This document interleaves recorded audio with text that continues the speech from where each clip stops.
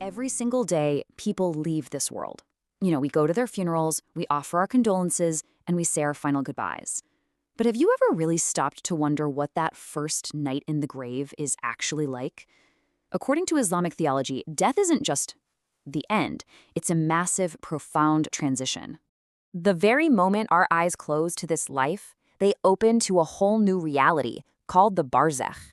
The word itself literally means a barrier, and the Quran describes it as this impassable partition between our world and the next. It says, and behind them is a barzakh until the day they are resurrected. So you see, it's not some empty void. It's the very first, very real stage of the afterlife. Okay, so the journey begins the very second the soul leaves the body. But here's the thing. This experience is dramatically different depending on the life a person lived. It's not the same for everyone. The sources describe two starkly contrasting departures for the righteous and for the wicked. And the imagery used to describe this moment, wow, it's incredibly powerful. For a believer, the soul is said to just flow out as smoothly and effortlessly as a drop of water from a jug. But for a disbeliever or a wrongdoer, the experience is violent. The soul is literally torn out, like a thorny branch being ripped through wet wool, just tearing the veins and nerves right along with it. So for the believer, this departure is actually an honorable one. Angels with faces as bright as the sun come down, and they bring with them a perfumed shroud straight from paradise itself. The angel of death approaches gently and says, "O good soul, come out to the forgiveness of Allah and His pleasure." And as the soul emerges, it gives off a scent like the most beautiful musk you could ever imagine. The reception for the disbeliever, on the other hand, is the complete terrifying opposite. Angels with dark, grim faces descend, carrying this coarse, foul-smelling cloth from hell. The angel of death commands, "O wicked soul, come out to the wrath and anger of Allah." And this soul gives off a stench like the most rotten corpse imaginable. So once the soul is extracted, it doesn't just wait around. It's immediately taken on a journey up through the heavens. And this is where its ultimate destination gets recorded. And just like the departure, this journey has two very, very different outcomes. The believer's soul is carried upwards in what you can only describe as a grand procession. At each of the seven heavens, the gates are opened wide, and the angels of that realm welcome it, asking, "Who is this good soul?" It's then honored with the best of the names it was known by on earth. Finally, its record is written in Illiyin, that's the highest register, before Allah commands it to be returned to its body on earth for the next stage. And right here, this is the crucial turning point. For the believer's soul, the gates of heaven just swing open, and it's welcomed at every single level. But for the wicked soul, when it reaches the lowest heaven, the gates are slammed shut. It is completely rejected, denied any entry. So denied entry, the wicked soul is just cast down. Allah commands its record to be written in Sijjin, which is the lowest register, in the lowest earth. The soul is then thrown back down, its journey ending in total disgrace as it's reunited with its body. All right, so with the soul returned to the body, the reality of the grave truly begins.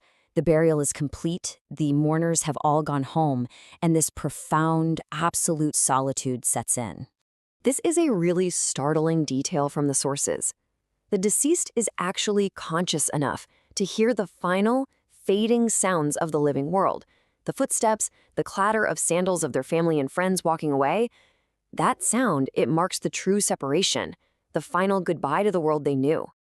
And now comes the central event of the first night.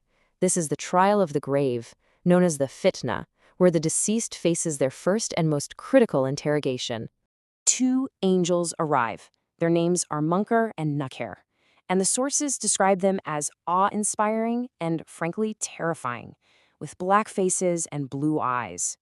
They make the person sit up right there inside their grave to face the questioning.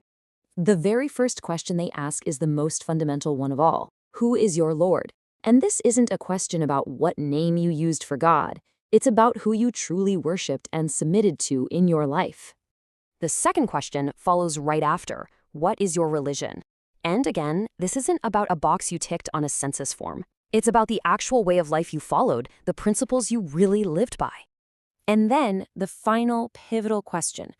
Who is this man who was sent among you? Referring, of course, to the Prophet Muhammad. This question tests the person's real recognition and acceptance of the guidance that he brought to mankind. So here's the crucial point. The answers don't come from memory. You can't just cram for this test. They come from pure conviction. The believer whose heart was firm on the truth will answer confidently, "My Lord is Allah, my religion is Islam, and He is the messenger of Allah." But the disbeliever or the hypocrite, they'll just stammer, "Alas, alas, I do not know. I heard people say something, so I said it too." And based on those answers, the reality of the grave transforms instantly. It's no longer just a patch of dirt. It becomes a direct preview of one's eternal fate, either a beautiful garden of bliss or a horrifying pit of torment. For the believer, the grave expands as far as the eye can see, 70 cubits by 70 cubits, and it's just filled with light. But for the disbeliever, the grave constricts. It tightens around them, crushing them until their ribs literally interlock. After the believer answers correctly, a voice from heaven declares, "My servant has spoken the truth." And right then, a gate to paradise is opened, and its beautiful fragrance and gentle breeze just fill the grave. The believer is then told, "Sleep like a newlywed, a state of perfect peace and security until the day of resurrection." Before the one who fails, that voice from heaven declares, "He has lied." A gate to hell is opened, bringing its scorching heat and poisonous wind right into the grave. And then they are struck with an iron hammer so violently that if it were to strike a mountain, it would crumble into dust. But the experience isn't just about the environment. It's about companionship. A man with a handsome face, beautiful clothes, and a good fragrance appears to the believer. When the believer asks who he is, he replies, "I am your righteous deeds." Every prayer, every act of kindness, it all takes form as a beautiful companion for that long wait. And on the flip side, the disbeliever is met by a figure with an ugly face, ugly clothes, and a foul, foul stench. This terrifying being brings news of their doom, and when asked who it is, it reveals, "I am your wicked deeds." Their own evil actions have become their personal, tormenting companion. In the end, they say 3 things follow a person to their grave: their family, their wealth, and their deeds. The family and the wealth, they turn back. Only the deeds remain. And this isn't just a metaphor. It's about a literal transformation of our choices into our eternal reality. So the question this leaves us with is simple, but it's profound. What kind of company are you preparing for your first night alone?